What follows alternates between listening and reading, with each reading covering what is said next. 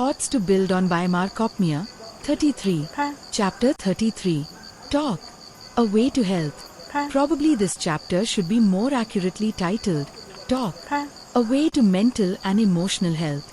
Obviously, you cannot talk your way out of cancer or any primarily physical disease. And those cults and pseudo-curative professions are doing their believers a fatal disservice by encouraging faith in any other than the best possible treatment for each disease. Thus having, I hope, warned against trying to apply a single cure to all illnesses, I want to discuss the amazing curative power of just talking. And I want to start by explaining my use in the heading of this chapter of the word health, instead of limiting it to mental and emotional health.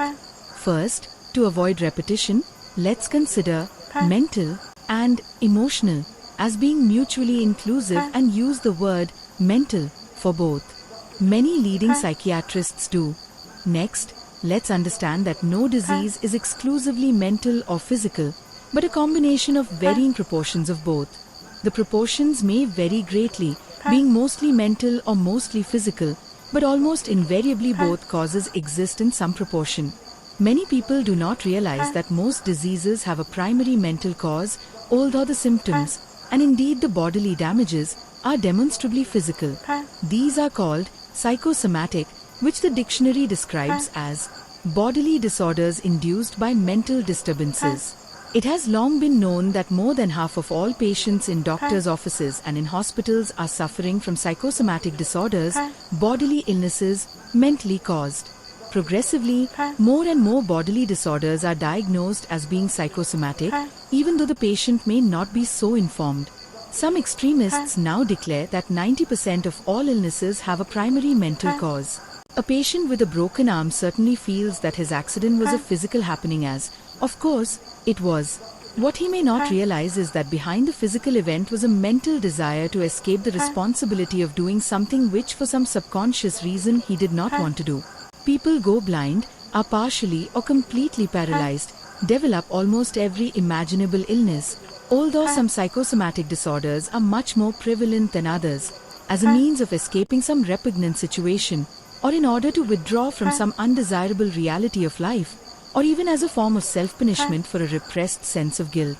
In addition to the psychosomatic disorders with predominantly physical symptoms and often physical damage includes, of course, the entire range of mental illnesses, from simple self-consciousness to violent insanity. The situation has completely spiraled out of control. As Time magazine noted some time ago, if all the 15,000 psychiatrists in the United States, along with all the psychiatric social workers and psychologists trained as therapists, spent all their working hours with individual patients, they would still only be able to treat 1 in 10 of those needing help for emotional problems. I do not claim to be qualified to offer a solution to such a significant problem. However, I want to suggest a simple and highly effective form of therapy that can help alleviate some mental and emotional stresses that often escalate into more serious disorders. Dr. Carl Menninger, one of America's most renowned psychiatrists, called it talking it out. More technically, psychiatrists refer to it as catharsis.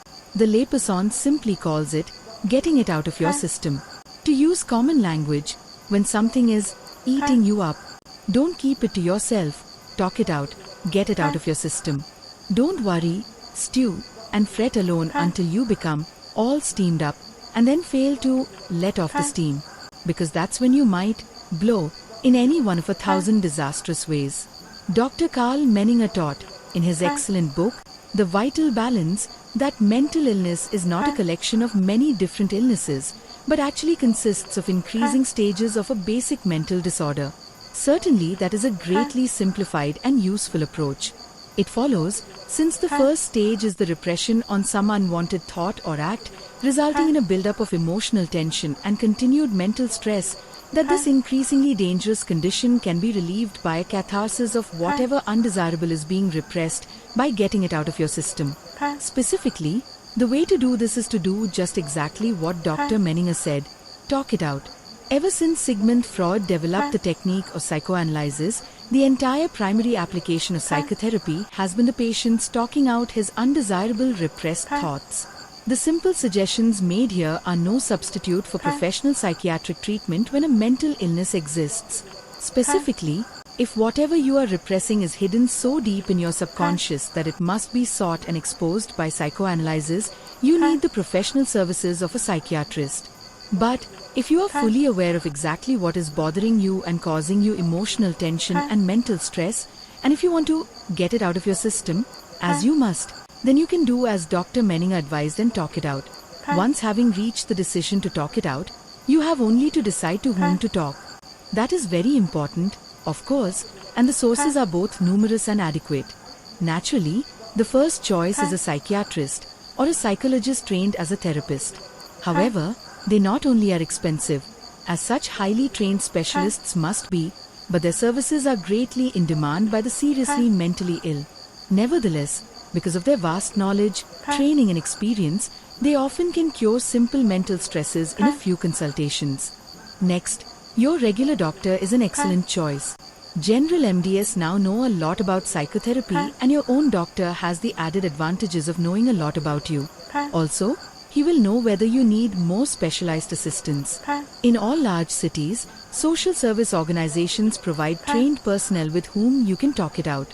The minister of your church has had a lot more experience in this field than you probably imagine. Large churches provide the services of a trained, full-time psychotherapist. Your marriage partner may be an ideal person with whom you can talk out what's eating you. His or her sympathetic understanding may be just what you need. I have always believed that, like charity, much psychotherapy should begin at home. Or, talk it out with a trusted and sympathetic friend. But be sure to select the right person, not a gossip, and don't go around blabbing your intimate personal problems to everybody who will listen. Whomever you talk it out with, get whatever is eating you out of your system entirely. Get rid of it. Be done with it. Then forget it. That's one way to use talk as a way to health. Here's another. If you have a simple psychological problem such as feeling self-conscious and embarrassed around people, and therefore not being a fluent conversationalist, you do not need to see a psychoanalyst to discover the hidden psychological cause in order to be cured. It is not necessary to dig back into your childhood to find out that your mother punished you unfairly for being forward when you were a child. That knowledge, even if accurate, will not completely cure your self-consciousness. But practicing conversing with everyone at every opportunity about even the simplest topics will cure your self-consciousness and make you a fluent conversationalist, whether your mother punished you or not. For more information on how to become a fluent conversationalist, reread the previous chapter 32. Talk. A way to success.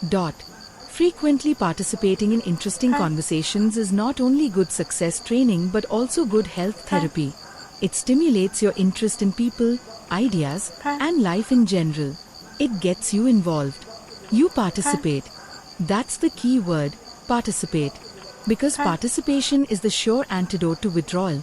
And withdrawal is a mental illness that will progressively cause you more and more trouble, more and more unhappiness. Participation is also the sure antidote to mental depression, which is, or can quickly become, a serious mental illness. So talk is a means of staying healthy or becoming healthy.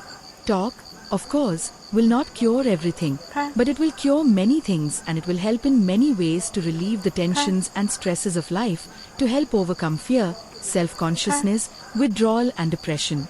The list of the benefits of talk could go on, but I suggest you consider talk specifically in terms of any problem you may have. You will be surprised how many times talk will help.